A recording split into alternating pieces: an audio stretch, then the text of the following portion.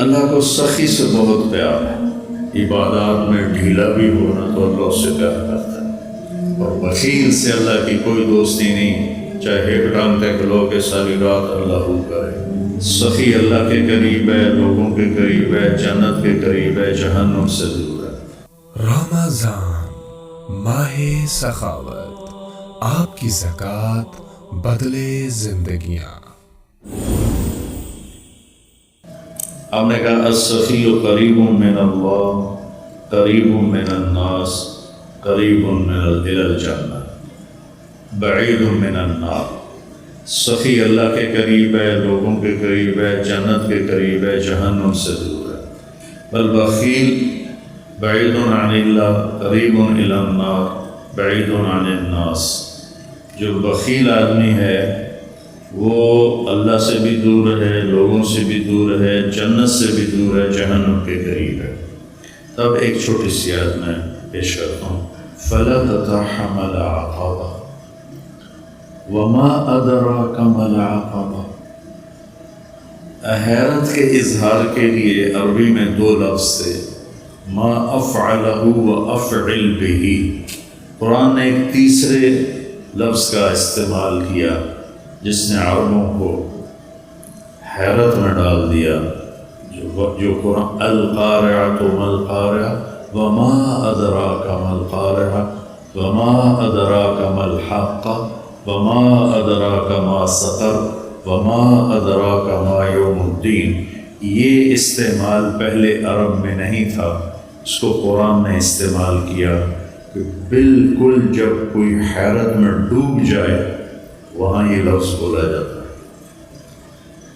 تو اللہ تعالیٰ نے فرمایا کہ پھر تم نے گھاٹی کو پار کیوں نہ کیا؟ اقتحام کہتے ہیں،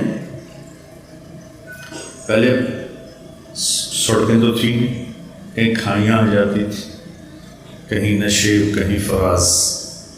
تو جہاں کہیں ایسا ہوتا تھا کہ نیچے نہیں اتر سکتے، گہرائی ہے، اور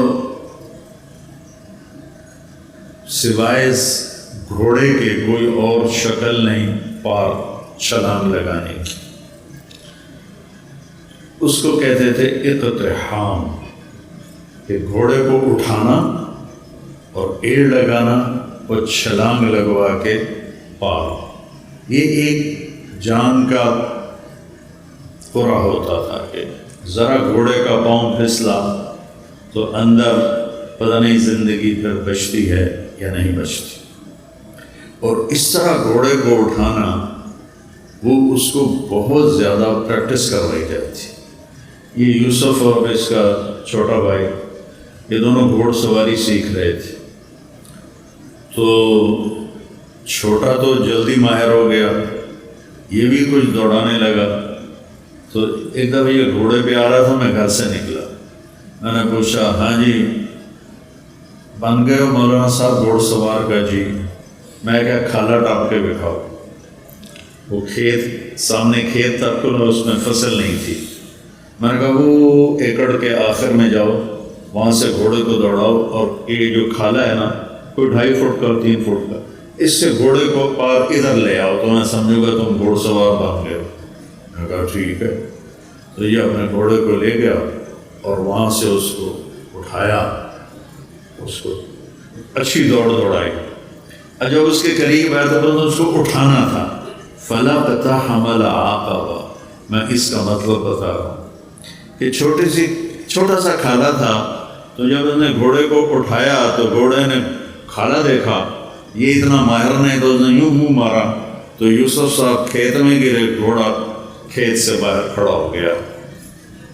شکر ہے وہ کھیت میں گرا ہے تو اس کی ہڈی کوئی نہیں ٹوٹی۔ تو اقتحام کہتے ہیں مشکل کھائی کو پار کرنا۔ پھر اللہ نے کہا تمہیں پتہ ہے وہ کیا ہے؟ دیکھیں، نماز، روزہ، حج، زکوٰۃ، اور سب سے مشکل جہاد، پھر ہر وقت کی محنت تبلیغ، پھر تہجد، پھر عمرے، پھر ذکر، پھر تلاوت، پھر نوافل، کتنے بے شمار کام ہیں۔ کسی کو اللہ نے نہیں کہا کھائی کیوں نہ پار کی، صرف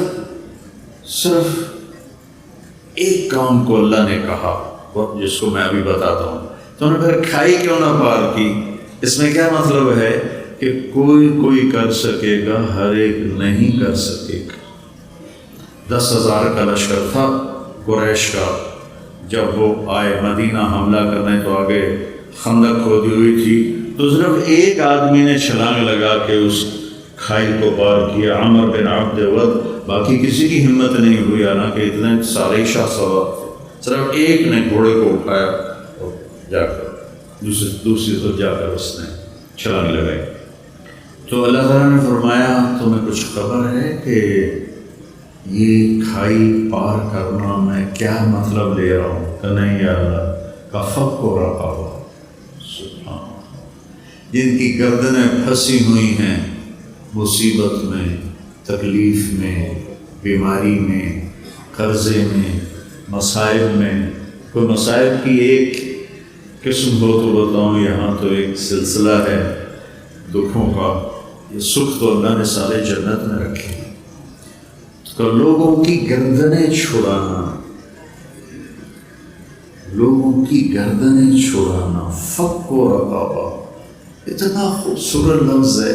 پہلے جو تھے نا غلاموں کے، ہم گئے تھے وہ تنزانیہ کے زنجبار ہماری جماعت کے نئے بٹ صاحب بھی ساتھ تھے، تو وہاں جہاں غلاموں کو وہ پکڑ کے لاتے تھے اور وہاں ان کو اندر قید کرتے تھے، پھر بحری جہاز آتے تھے تو ان کو بیچ کے آگے روانہ کرتے تھے۔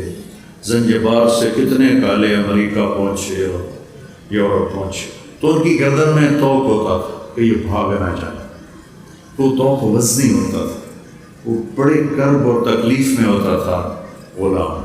تو اللہ نے وہ تعبیر لی، فق و رقابہ، کہ جس کے گردن میں لوہے کے توق پڑے ہوں اس کے توق کھول کے آزاد کر دے۔ ہر مصیبت زدہ کی گردن میں توق ہوتا ہے۔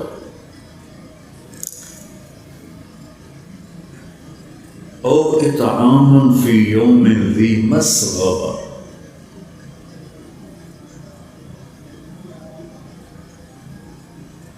یتیما ذا مقربہ او مسکینا ذا متربہ،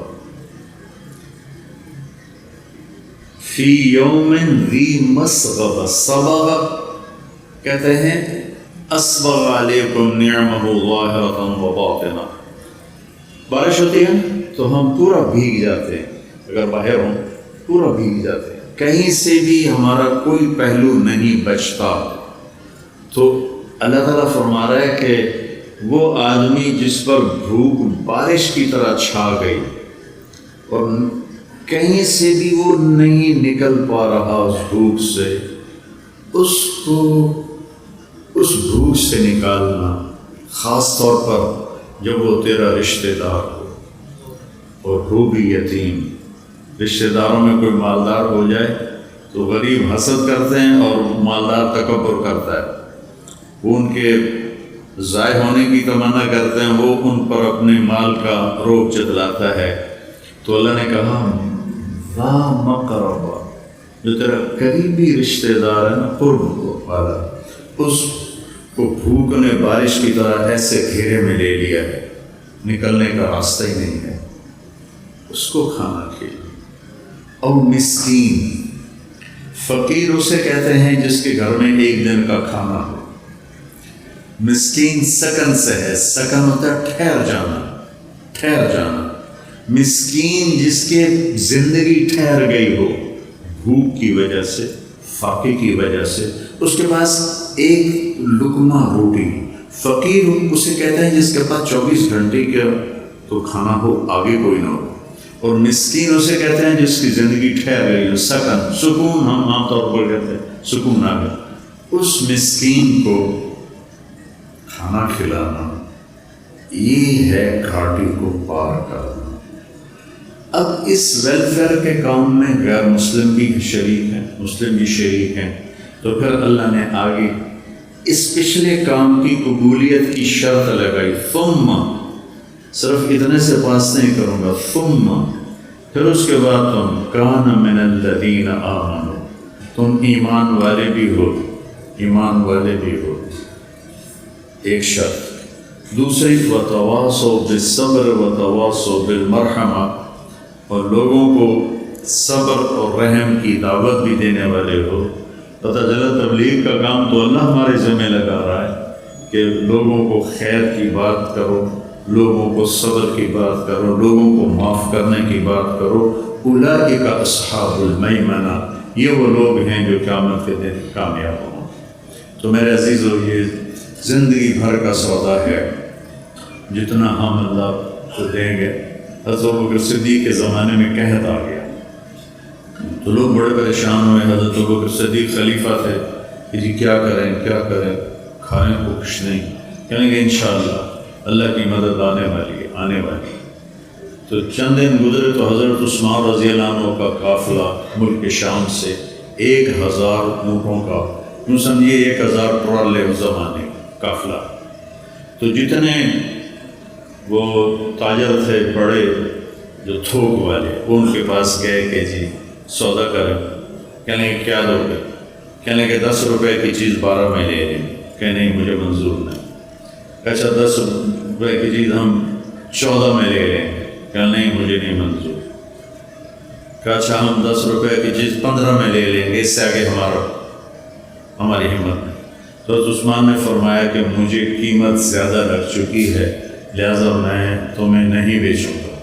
وہ کہنے لگے سارے جو ہیں تھوک کے تاجر وہ تو تیرے سامنے بیٹھے ہیں، تو اب کون ہے جو آپ کو زیادہ پیسے لگا گیا؟